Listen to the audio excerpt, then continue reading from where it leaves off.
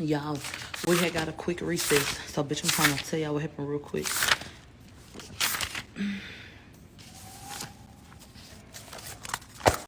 Hurry up so I can tell y'all, because I gotta go. They gotta go. They gotta go. They gotta die eventually. Bitch, I gotta go. Hurry up. Okay, then y'all watch this when later on, whenever the fuck you get a chance, because I'm just finna get started. We on a quick break, so I got like 15 minutes to go over what we just went over before we restart. The reason why you may not have a lot of people saying something right now is because they decided to sit and listen to what the lawyers wanted to argue about and go over. I don't have time for this shit because they was trying to play before lunch, so I'm finna tell y'all what happened. So when we came back, and I'm gonna be talking fast, don't ask me shit. At 1:35, we came back. Sean Kelly's still on the stand. The prosecutor's person, he said before lunch we went over statements to 911 and Officer Diaz about the female shooter. They said now on January 5th, 2021, was that the first time that the female shooting or that the female being a shooter and that being a topic of discussion, is that the first time that came up? He said, yeah.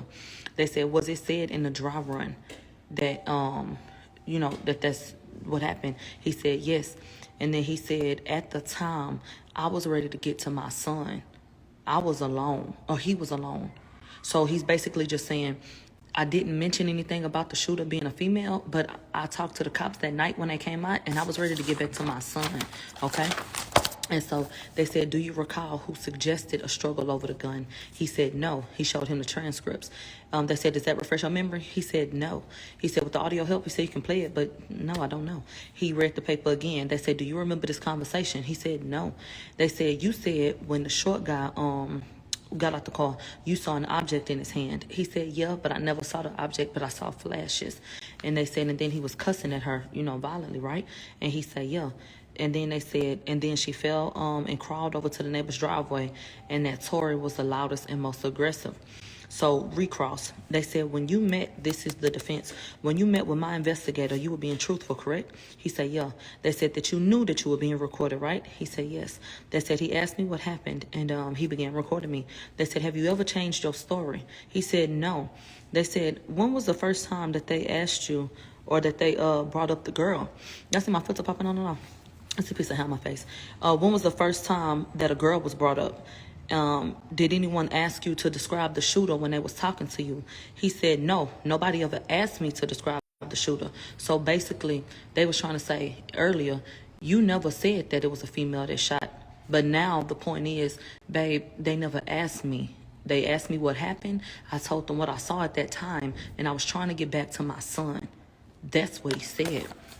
They said, he said, no, nobody asked me anything about a shooter. They said, did they ask for any description of a male or female in terms of a shooting taking place? He said, they said, filter on the shades is crazy. It is. You see the lashes? Bitch, I don't give a fuck because it's smooth as skin, night. So I'm going to keep it, bitch. Okay. So, yeah, he was like, no, they didn't ask me for a description. They said, the filter fucking me up. Bitch, get into them lashes and let them sit there. So they said, no, they didn't ask me for a description of a male or female. From Officer Diaz that you spoke to, they said, was there any mention of who the shooter was? No. They said, when you was with my investigator, you said that a female shot, but that you told Detective Stallion that a woman did it, right? He said, yeah. And he said, but they both had a gun. Okay. They showed him the paperwork. It was July 16th when they had the interview. They said, in that portion, when you spoke to the officer, did you say that a woman was closer to the muzzle? He said, yes. They said, do you want to be here today? He said, man, I feel very uncomfortable. And they kept asking him about the conversation, but he said he doesn't recall. He said, counsel stated that my investigator asked about a struggle for the gun, right? He said, yeah. He said, after you heard a gunshot, did you see a struggle? He said, yes. He said, did my client struggle with the person that you saw closer to the muzzle flash? And he said, yeah, but then he was like, they all struggled. And then he corrected him and said, I didn't see no gun. I just saw a muzzle flash. They said, you remember that one girl fell. And then you said that the guy got out the back of the car. And he said, yeah. And they continued to argue, and then she fell to the ground. He said they all was fighting. So they said when the shots were fired, you saw my client get out after shots were fired, right? He said, yes. He said, prior to my client getting out the car, did you hear the gunshots? And they objected because I was like, you already asked that. They said the video going in and out. You cannot hear me? You can't hear me or can you not? Hurry up, please. I don't have time. You can't hear me or no?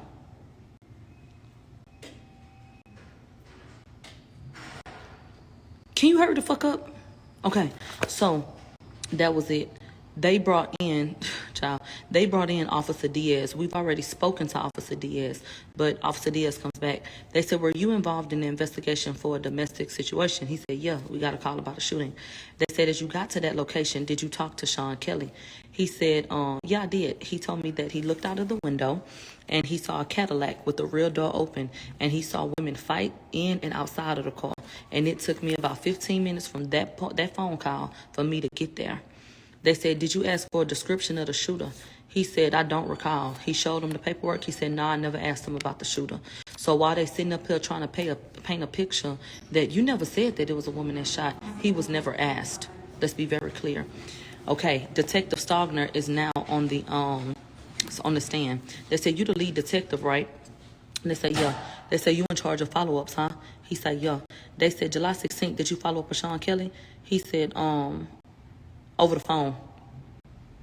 And then they said, when you spoke to Mr. Kelly, did he give a description of the shooter? They said he didn't know who the shooter was, but he said that the muzzle flash went off closer to the female that opened the door and began fighting with the other woman. They said, what about my client? They said he described a short guy and a tall guy. Okay, because obviously he don't know who the fuck these people was. They said, Detective Stogner said, the witness said that he specifically said he could not tell who fired the gun. Despite anything that he might be saying right now.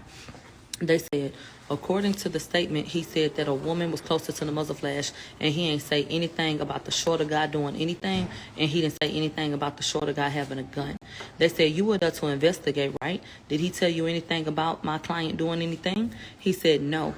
He said he told me that they got back in the car, but he was certain that the muzzle flash went off near Kelsey. Right? Okay. What? If you want fine skin, work for it. No, bitch, just put a filter on when you go on Instagram. It'll be fine. Wash your face, but yeah, it'll be cool. So anyway, they said, you spoke to Megan, right? He said, yeah, over the phone. They said, with who? They said, with the attorney and Desiree. They said, did you ask Megan if she was intoxicated? And then they said she mentioned that they had alcohol at the party, but I never asked her how many drinks she had or if she was drunk. And they said, why the fuck didn't you do that? And then he said, I don't recall. I just didn't feel like it was something that was relevant to the situation. I'm still going to do this live. And if y'all can't hear it, I'll just go over the information later because I don't have time for this. They said, did she tell you that she never argued? Did she tell you that she argued with Kelsey? He said, she said that they all argued over leaving the party, but Megan told me that she primarily argued with Tory. No particular argument with Kelsey. She never said anything about a fight or why they argued. And they said, why didn't she tell you that? He said, based on her statement, she claimed that the fight was between her and Tory.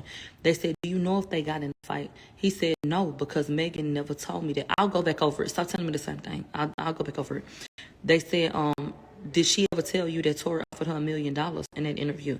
He said, Megan never told me that that he offered her $1 million. It was no mention of $1 million bribe to Megan or Kelsey. They said, did you look to see if Tory was under probation? He said, yeah, and he wasn't. They said, was there any mention of a fight from Megan to anyone that interviewed her? They said, no. They said, did she tell you that she didn't want to make false allegations? They said, yeah. He said, she said, I didn't even know I was shot, and I didn't want to get anyone in trouble with false allegations. They said, did your report mention George Floyd and bribery? They said, no. They said, are inconsistent facts important? He said, yeah. They said, did Megan tell you that she had a phone call to her manager at the bus stop? They said, hold on.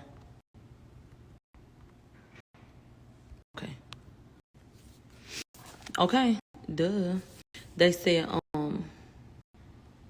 inconsistent facts are important to me. They said, did Megan tell you that she made a phone call to the manager at the bus stop? He said, I don't remember that. They said, was there any proof that she called her manager at the bus stop? He said, no. They said, did she tell you that Tory got her back in the car? He said, I don't remember that. They said, did Megan tell you that they stopped at the bus stop? He said, not in my interview, she ain't said that. They said, who you talk to? He said, I interviewed Sean Kelly and Megan. He said, and they gave two different stories. He said, yeah. They said, do you know if he knows any of the people involved in this case? He said, Sean Kelly said, strangers to him. They said, so he's completely unbiased, right? He was like, yeah. They said, which direction did Megan say she went to that she went when she got out the car? He said, to the back of the car. They said, so she was walking southbound, facing the back, right? He said she would be facing the south, which would be towards the back, but she claimed that she turned around. He said, and she never spoke on her fight with Kelsey. He said no. They said was Megan the only one who said that she heard someone say dance bitch? He said yes. Nobody said a damn thing about dance bitch. They said, do you know the difference between bullets and bullet fragments? He said yeah, and then he explained it. He said the bullets come out of the damn cartridge and they come out and they hit you. The bullet fragments is when the bullet break up, basically. Okay. Then he was done. Cross-examination. They said, Sean Kelly, how long was the interview that you did?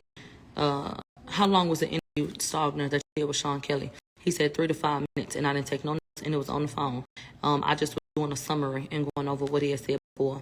They said, did he ever say that he saw a female shoot or have the gun? He said no. They said, did you do a follow-up about Tory? He said no. He said, you met with Megan on July 16th, 2021, right?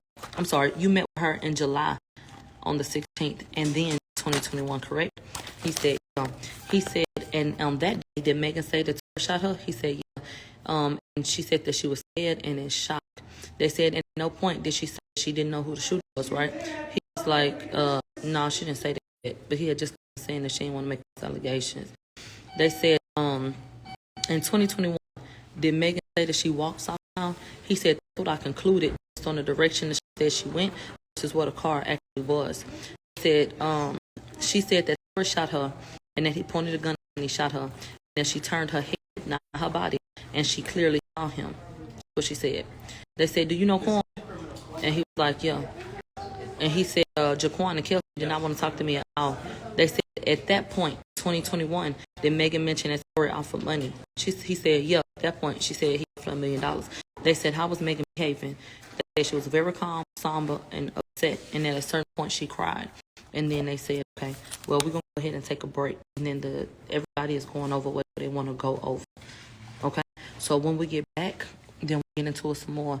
I'll go over all of this when I can. I don't know why it's fucking up. Well, yes, I do. But we'll get into it, and I'll go over all of this shit. Okay? Okay? But y'all basically understood what I said. And y'all got it, right? That's how that happened. Y'all good? This shit delayed, but I'm trying to let y'all know what happened. Okay. So, I'll let y'all know when we go back. Okay? Okay. I'm blocking whoever I see. They said she can be next to you with them shits. Yeah, bitch might be able to see your ass next. So, yeah. We'll talk later, okay?